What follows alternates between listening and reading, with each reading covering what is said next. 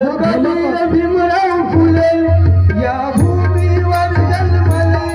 बुद्ध कबीर भीमराव फुले या भूमीवर जन्मले. त्यांनी जनजीवन फुलविले ग शेजारी न सखेबाई. त्यांनी जनजीवन फुलविले ग शेजारी न सखेबाई. आपल्या गाडगे बाबाला समोर ठेवा. गाडगे बाबाची शिकवण द्या आणि सांगा पोरीला की गाडगे बाबा असं एक रसायन आहे, एक वर्गही शिकला नाही पण त्याच्या नावाचं विद्यापीठ आहे मावशी. हा, एकही वर्ग शिकला नाही, कधी शाळेत गेला नाही, पण त्याच्या नावाचं मावशी अमरावती विद्यापीठ आहे, गाडगे महाराज विद्यापीठ.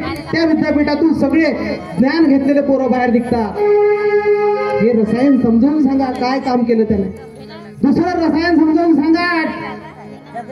हा, थांबा हो थांबा गाडी वाहन दादा. अरे गाडीमध्ये जे बैलगाडीच्याने बसू दिलं नाही, हा जो महात्मा बसलाय तिकडे. थांबा हो थांबा गाडी बैलगाडीच्या बसले दादा करी तो विनंती.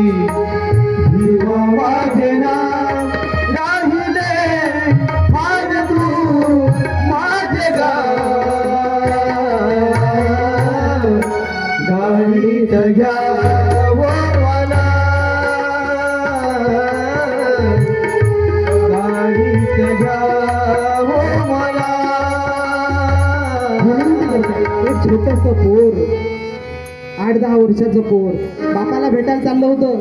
विनंती करते बापाला, बापाला भेटण्यासाठी, दादा काका मामा मला तुमच्या बैलगाडीत बसू द्या. म्हणजे आता जसे ऑटो रिक्षा राहतात तसे तेव्हा बैलगाड्यातून प्रवास व्हायचा. म्हणे माझ्या बैलगाडीत बसू द्या म्हणे. गाडीवान बोले जात सांग बाळा दिसतो घरोघर तू नाही भोळा. दिवा बाळ बोले मी महान वेळा.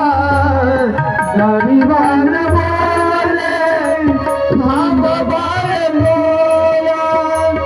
पाटल मागी गाडी आणली कसा गे तू तुला मी तुला. गाडीत घ्या हो मला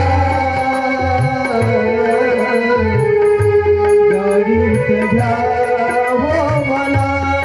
छोटस बाळ म्हणते काका मला येऊ दे, अंधार पडत आहे. गाडीवाल्याला विचारलं बाबू सुटाबुटातलं दिसते, ये बस. पण बसाच्या आधी जवळ आल्याबरोबर जात विचारली. बाबू तुझी जात सांग म्हणे. पहिले भारतामध्ये कोणताही परिचय पहिले जातीनं सुरू होतो मावशी. आणि हे करी शूद्र सेवा नसे जात जाला.